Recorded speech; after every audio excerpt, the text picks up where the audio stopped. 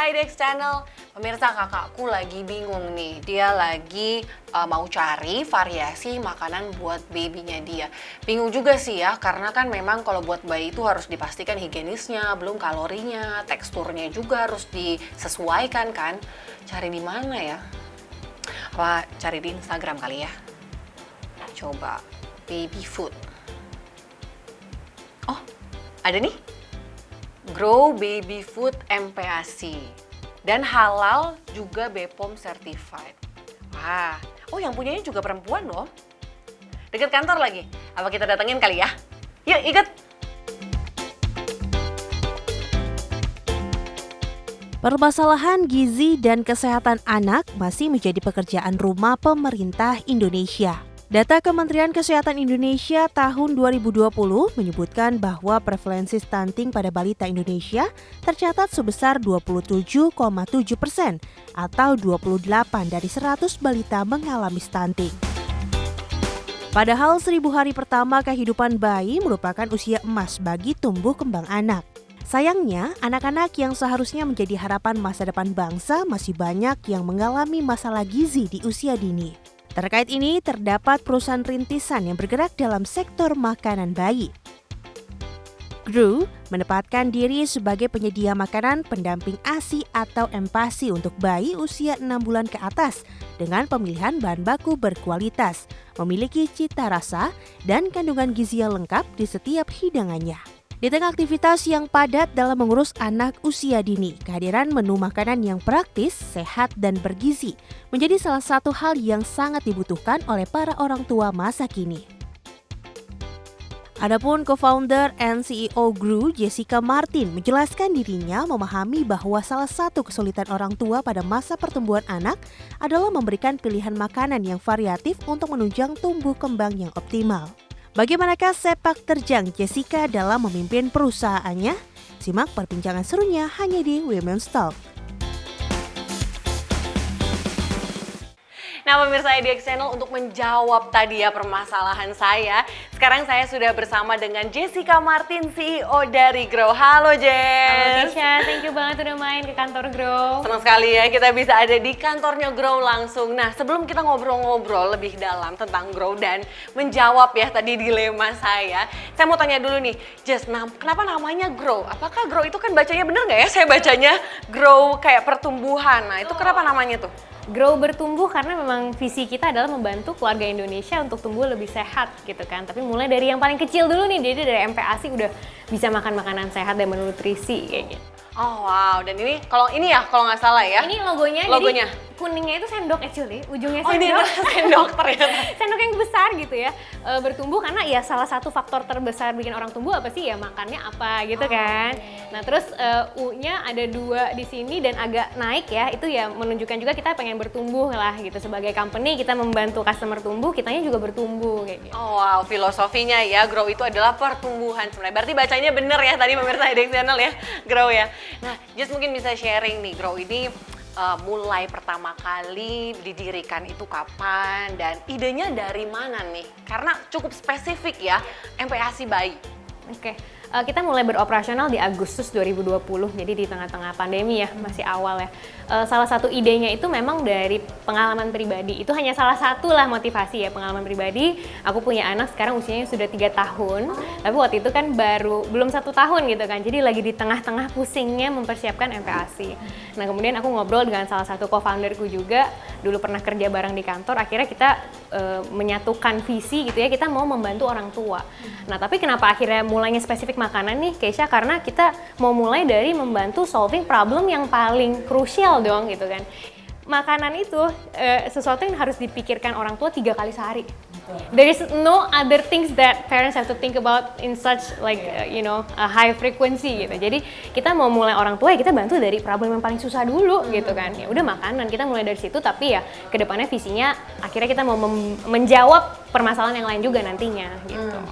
Berarti sebenarnya ini menjawab permasalahan dari kebingungan para moms ya, apalagi mungkin ibu-ibu muda ya pemirsa IDX Channel yang bingung ya, kadang karena memang bayi itu harus dibikin meal plan-nya juga ya. Mungkin saya pernah baca juga karena bayi bisa saja bosan ya dengan variasi makanannya. Nah sebelum kita dalam nih, di Grow sendiri ada berapa variasi menu makanan? Waduh, banyak banget. Ada lebih dari 250 menu actually yang kita sudah rancang gitu ya sedemikian rupa. Nah, proses perancangan menu ini juga bukan hanya 1-2 jam gitu ya, itu bahkan melalui trial yang berulang kali gitu. Jadi di prosesnya itu ada chef tentunya yang memastikan makanannya enak, ada food scientist, ada nutritionist, dan juga ada dokter anak gitu. Dan yang paling terakhirnya lagi akhirnya yang membantu kita memperbaiki menu dan meningkatkan menu itu ya customer. Ketika kita sudah launching, kemudian ada feedback yang datang gitu ya, itu akan menjadi bahan iterasi kita kan, membuat menu semakin bisa diterima oleh customer. Kalau loyal customer sampai saat ini sudah berapa banyak kira-kira? Loyal customer ya, mungkin aku sebutkan total customer aja yang sudah kita bantu, ada puluhan ribu jumlahnya di seluruh Indonesia, karena kita juga melakukan pengiriman overnight shipping sebetulnya ke kota-kota besar. Tapi loyal customer mungkin agak unik ya kalau untuk Grow, karena kadang-kadang mamanya masih loyal banget nih, tapi anaknya udah gede ya kan. Makanya kenapa baru-baru ini di awal bulan September kemarin kita launching yang kids meal actually. Jadi kita sekarang siap menemani perjalanannya lebih panjang lagi Grow-nya, bukan cuma sampai MPASI aja, tapi setelah itu pun kita bisa temenin sekarang. Oke, kalau kids meal berarti sampai usia berapa nih? Aku sendiri sering makan actually, tapi bisa ya? Bisa. Mungkin bisa buat menu diet ya, karena kalorinya kan diukur. Tapi untuk kita primarily ketika ngitung AKG ya, itu memang untuk usia sampai 5 tahun kayak gitu.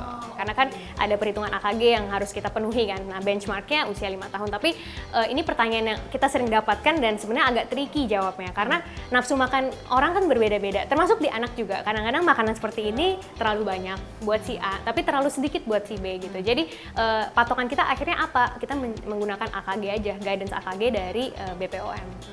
Jadi takarannya sendiri memang sudah ikut standarisasi yang tepat ya. Jadi nggak dirasa-rasa nih, karena kan bukan pakai perasaan ya. Itu bisa terombang-ambing ya pemeriksaan yang channel.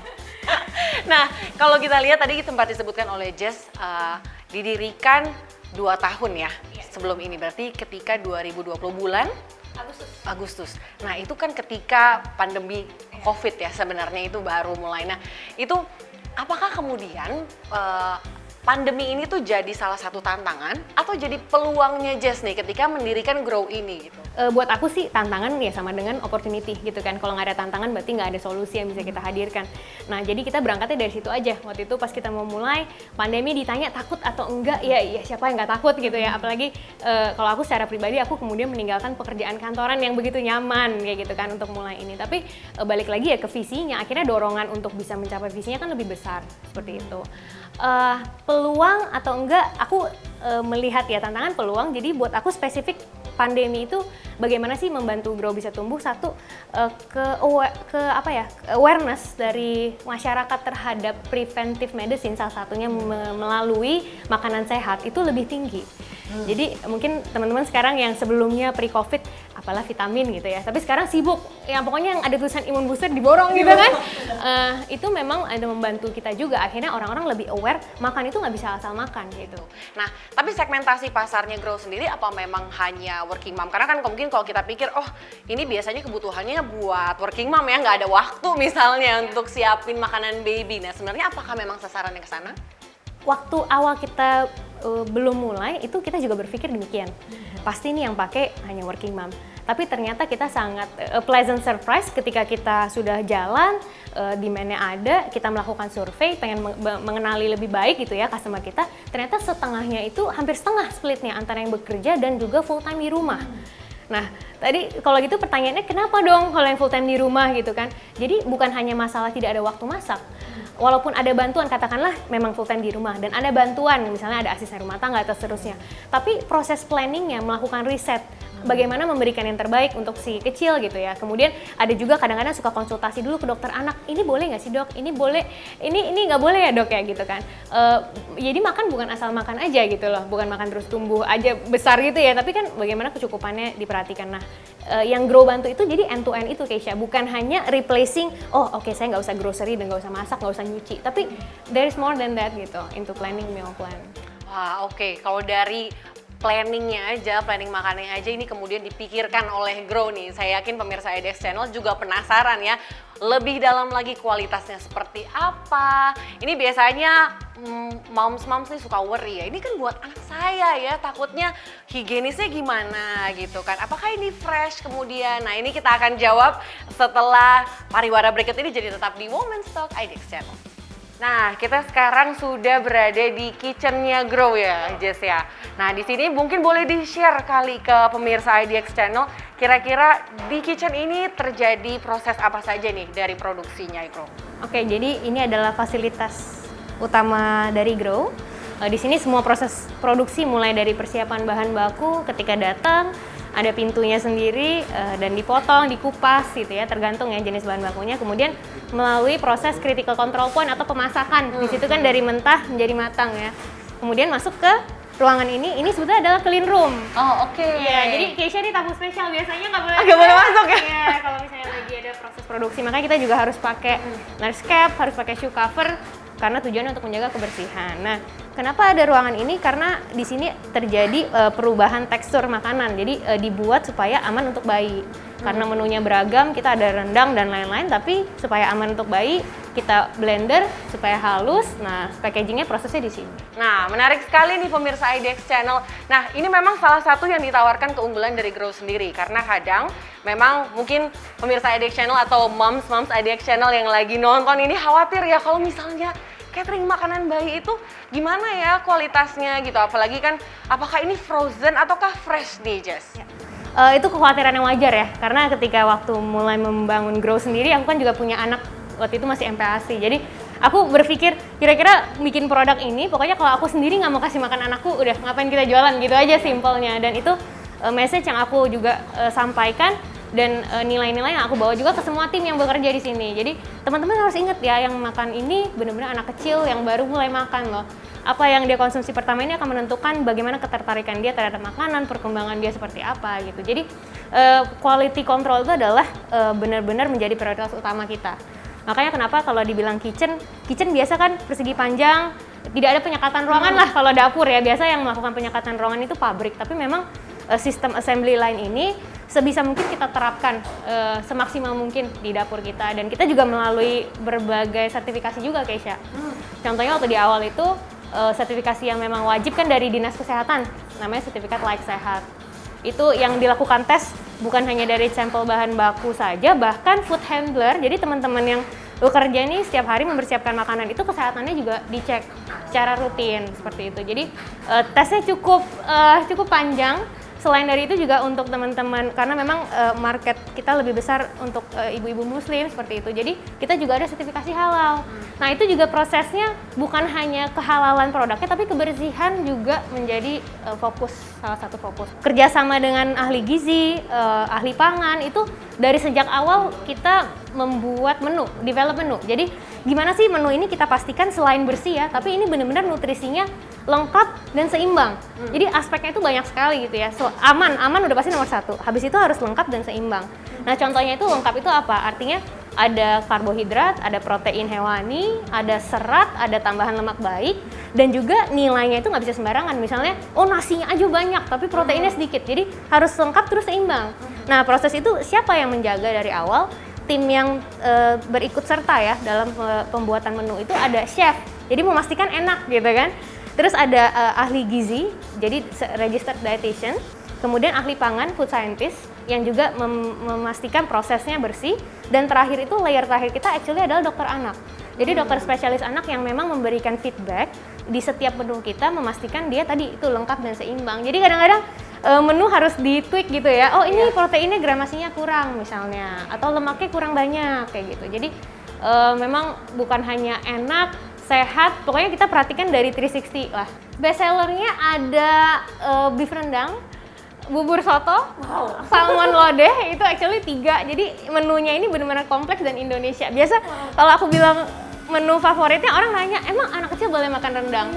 Pertanyaan aku, emang kenapa nggak boleh? Kayak gitu, ya kan? Sebetulnya kan yang tidak boleh itu adalah mungkin pedas, ya kan? Pedas sehingga membuat saluran pencernaan nggak nyaman. Selain dari itu, memang ada ingredients tertentu yang harus dihindari kalau untuk bayi. Misalnya contohnya madu gitu kan. Tapi sebetulnya rempah-rempah gitu ya, kita masak pakai kunyit, masak pakai bawang, segala jenis bawang putih, merah, atau ada bawang-bawang lainnya, itu semuanya bukan hanya boleh, Keisha, tapi baik dan sebaiknya diperkenalkan sedini mungkin. Wah, jadi baby kita yang kita sayangi bisa makan sayur lodeh ya di sini. Iya, menjawab kekhawatiran dan kebingungan nih, Mams. Nah, pemirsa IDX Channel saya yakin masih penasaran juga nih, kita akan bincang-bincang dengan Jess. Namun jangan kemana-mana, tetap di Women's Talk. Nah, pemirsa IDX Channel, tadi kita sudah berkunjung ke kitchennya juga, kita lihat prosesnya bagaimana dijaga supaya higienis juga ya Jess ya. Dan tadi juga kita melihat bagaimana produksinya itu dipastikan aman sampai ke tangan konsumen. Nah, kalau tadi kita udah lihat produksinya, kita mau ngobrol-ngobrol nih lebih dalam ke Grow-nya sendiri, orang-orang di dalamnya, termasuk Jess sendiri sebagai pucuk pimpinan perusahaan dari Grow. Nah, kalau Grow ini waktu awal pendirian kira-kira waktu itu jumlahnya berapa nih? Apakah bagaimana perkembangannya kemudian hingga 2 tahun berjalan? Apakah produksinya kemudian semakin besar? Juga jumlah karyawannya, timnya? Ya, oke. Thank you. Waktu bulan pertama tuh aku masih inget banget ya, pengiriman setiap hari tuh belasan lah, 15, 13 gitu ya. Sampai waktu kita pertama kali nyampe 20-an gitu ya, itu kita sampai small celebration gitu ya sama teman-teman kantor. Puji Tuhan hari ini setiap hari itu kita ngirim porsi makanannya itu hitungannya sudah ribuan. Nah, tentunya itu hanya bisa tercapai dari kerja keras tim. Jadi kalau ditanya aset terbesar Grow itu apa sih? Mungkin tadi Keisha udah lihat kitchen kita, ada peralatan yang kulkasnya banyak gitu ya. Tapi buat aku aset terbesarnya bukan di fasilitas kantor atau dapurnya atau alat-alatnya, tapi di orang-orangnya yang bekerja. Karena kemudian alat itu hanya alat bantu aja ya gitu ya. Tapi asetnya adalah di orang-orangnya. Nah, tim kita saat ini jumlahnya 70 orang. Mayoritas itu ada di tim kitchen yang diproduksi gitu ya. Karena kita produksi itu 7 hari dalam seminggu dan bekerjanya hampir 24 jam. Kenapa ada yang sampai shiftnya yang tengah malam sampai pagi itu? Karena memang itu adalah bagian dari usaha kita untuk menghadirkan produk yang fresh kayak gitu. Makanya kenapa produksinya sampai 24 jam dan memang kalau tim di kitchen karena sangat menggunakan tenaga fisik ya, itu memang mayoritas laki-laki. Tapi kalau di tim office sendiri nih, di sini wanita yang lebih memimpin gitu. Jadi kalau dari founder pun berlima, 3-nya perempuan. Keisha, ya aku dan termasuk 2 rekan lain itu punya fungsi di area yang cukup vital ya. Tentunya semua ada bagiannya, tapi founder yang lain yang perempuan itu memimpin dari marketing, pemasaran, dan juga inovasi untuk produk. Wah, menarik ya. Padahal tadi kita kadang lihat ya, kalau dari customernya aja, itu kadang memang, kalau bukan kadang sih, memang kita udah lihat customernya Grow ini segmentednya bisa dibayangkan ibu-ibu juga, perempuan juga. Tapi menarik sekali tadi Jess sebutkan ternyata bahkan co-foundernya ini adalah beberapa laki-laki ya. Ada, wah, dan bahkan di dalam perusahaan juga ada proporsi laki-laki, bahkan ada banyak juga ya di proporsi laki-laki di bagian produksi. Nah, itu luar biasa sekali ya, bagaimana berarti nggak cuma perempuan aja nih yang mendominasi Grow.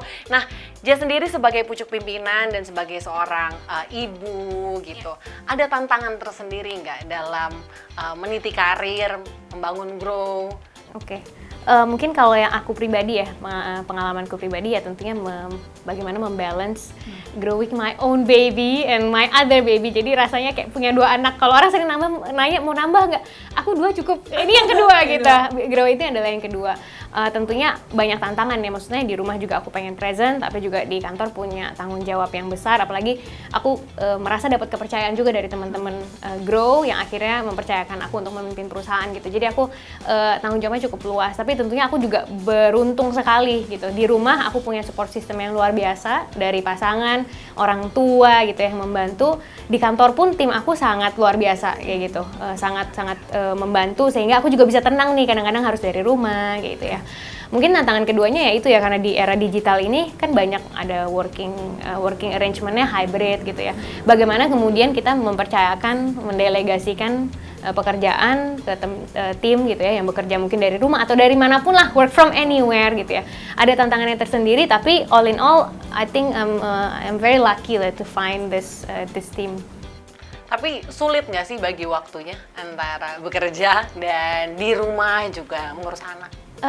Tentu ada tantangannya tersendiri. Kalau aku sih prinsip aku jangan malu meminta tolong gitu sih. Itu yang mungkin yang membuat aku bisa survive sampai sekarang ya, karena ya bantuan orang-orang sekitarku gitu. Di rumah juga ada bantuan asisten rumah tangga.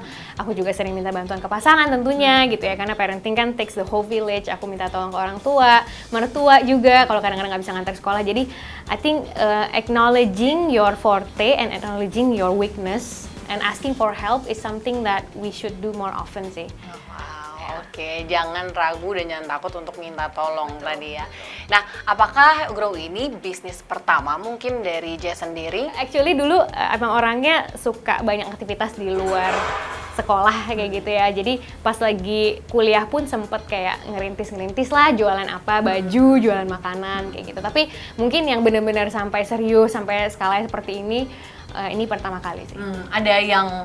Ada keunikan tersendiri nggak sih dibanding bisnis sebelumnya dengan Grow ini yang cukup spesifik ya kalau bisa dibilang? Mungkin yang paling faktor utama yang paling membedakan adalah Grow ini kita juga mendapatkan dukungan dan support dari investor ya. Ada beberapa investor yang akhirnya mendukung visi dan misi dari Grow. Jadi itu adalah suatu kepercayaan. Nah, dengan kepercayaan ya tentunya ada juga tanggung jawab yang lebih besar. Itu sih mungkin. Kalau dulu kan bisnis kecil-kecilan modal sendiri gitu ya. Di Grow awalnya juga modal sendiri dari teman-teman co-founder gitu kan, bootstrap. Tapi akhirnya kita punya kerinduan sih pengen lebih cepat dan lebih agresif untuk membantu nih orang tua lebih banyak. Jadi akhirnya kita decide untuk kita cari bantuan investor yuk biar kita bisa reach dan ekspansi lebih cepat kayak gitu. Oke. Nah, kalau tadi ngomongin Grow-nya, kalau mau ngomongin Jess-nya sendiri secara pribadi, punya gaya kepemimpinan tersendiri nggak? Mungkin yang membedakan aku adalah aku orangnya sangat bottom up ya. Bottom up dalam artian aku selalu minta masukan dari tim dalam hal apapun kayak gitu. Jadi aku percaya ketika satu orang berpikir, compare to 70 orang sekarang ada di Grow, 70 orang yang berpikir, akhirnya planning dari 70 orang ini akan lebih baik. Karena masing-masing punya experience sendiri, punya pengalaman hidup juga, background, mungkin upbringing juga mempengaruhi pola pikir. Karena akhirnya kalau kita punya satu plan yang dipikirkan satu orang, dan kita punya satu plan yang kita diskusikan, kita benar-benar fine tune bareng-bareng, itu pasti impact-nya akan berbeda. Dan I think we can only go so far, it's because of that process kayak gitu sih. Apa target ke depannya buat Grow sendiri atau secara personal dari Jess? Untuk Grow tentunya kita pengen grow terus. selain membantu customer juga, tentunya aku berharap sekali Grow ini bisa jadi tempat untuk teman-teman yang bekerja di sini bertumbuh juga. Termasuk aku sendiri juga 2 tahun terakhir ini udah kayak sekolah kehidupannya, wah pelajarannya banyak sekali gitu ya. Tantangannya banyak, tapi ya dari situlah akhirnya ada ilmu-ilmu yang baru. Nah, mudah-mudahan teman-teman yang bekerja di sini juga merasakan hal yang sama. Pengen bisa ekspansi keluar kota, aku kasih teaser, kita lagi renovasi dapur kedua di kotanya XXX gitu ya.